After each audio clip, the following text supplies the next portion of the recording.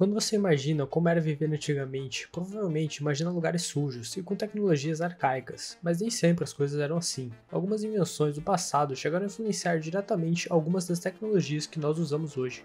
Porém, existem aquelas que, mesmo com tantas décadas e até séculos se passando, ninguém conseguiu decifrar exatamente para o que serviam. Então, no vídeo de hoje, confira as tecnologias antigas que nem a ciência conseguiu decifrar. Se você tivesse um navio, talvez a menor de suas preocupações seria o fogo, já que em qualquer lugar teria água para você apagar ele.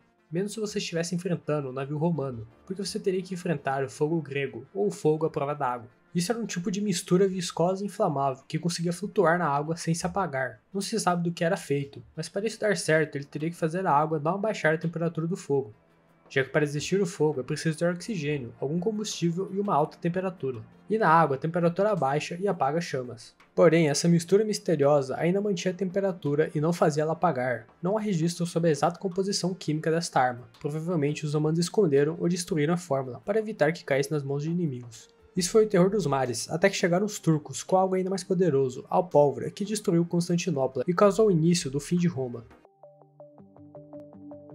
Em 1900, mergulhadores exploraram o resto de um naufrágio perto da ilha de Antícitera, e eles encontraram a máquina de Antícitera. Após isso, ela ficou conhecida como o primeiro computador analógico do mundo, sendo criada no ano de 200 a.C. Segundo registros, esta máquina conseguia calcular a posição do Sol, da Lua, dos planetas e das estrelas, assim como outros conceitos astronômicos. Mas ainda não se sabe como funciona, já que o tempo danificou muito algumas partes. Porém, uma pesquisa encabeçada pela University College London, que foi publicada no periódico Scientific Reports, propõe uma nova reconstrução da máquina, o que permite, pela primeira vez, simular a máquina em sua integridade. Com a tecnologia avançada para o conhecimento da época, as engrenagens do seu interior são muito parecidas com o que conhecemos hoje em relógios e pêndulos contemporâneos.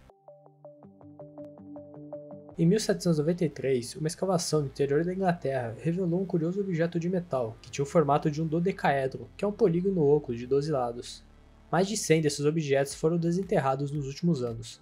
Eles estavam espalhados através da Europa. Além da Inglaterra, os objetos foram encontrados na Alemanha, na França, na Itália, na Espanha, na Suíça e outros países. Teorias das mais variadas foram levantadas pelos especialistas ao longo dos séculos para tentar explicar para que os antigos usavam dodecaedro.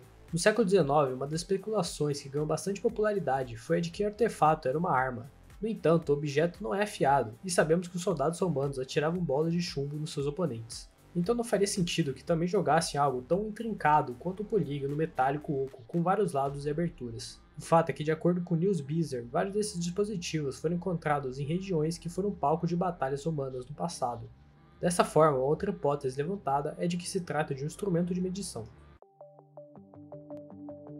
O manuscrito Voynich é conhecido como o livro que ninguém consegue ler, e esse livro tem 240 páginas escritas em pergaminhos e foi encontrado na Itália em 1912 pelo livreiro estadunidense Wilfred Voynich. Segundo consta, o livreiro teria comprado o livro de um colégio jesuíta em Villa Mondragone, e um documento do século XVII que acompanhava o livro sugere que o manuscrito pertenceu ao famoso alquimista chamado George Baresch, e até ao imperador Rodolfo II, e atualmente a publicação se encontra aos cuidados da biblioteca da Universidade de Yale, nos Estados Unidos. Desde que Voynich tornou um mistério público, diversos estudiosos e criptógrafos tentaram decifrar os textos, mas sem sucesso. A mais concreta informação alcançada até hoje foi a datação por carbono realizada pela Universidade do Arizona, que determinou que o pergaminho é do início do século XIV, o que permitiu especular sobre os temas do livro, que são diversas ilustrações que acompanham o texto, que mostram desde plantas desconhecidas, diagramas posicionando estrelas, signos dos zodíacos, figuras femininas, ampolas, frascos e tubos, plantas e raízes e muito mais.